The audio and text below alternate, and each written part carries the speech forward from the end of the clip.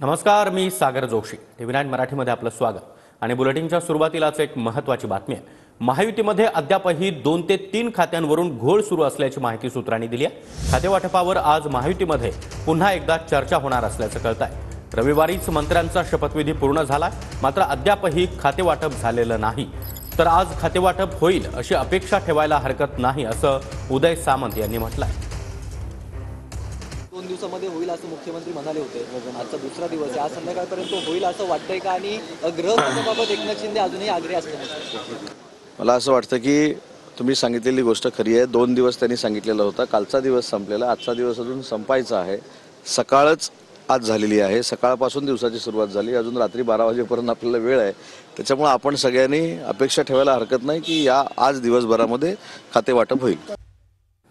तर खातेवाटपावर आज महायुतीमध्ये पुन्हा एकदा चर्चा होणार असल्याची माहिती सूत्रांनी दिलेली आहे. रविवारी 39 मंत्र्यांचा शपथविधी पार पडला. त्याचवेळी पत्रकार परिषदेमध्ये 2 दिवसात खातेवाटप जाहीर करू असं मुख्यमंत्री फडणवीसांनी सांगितलं होतं.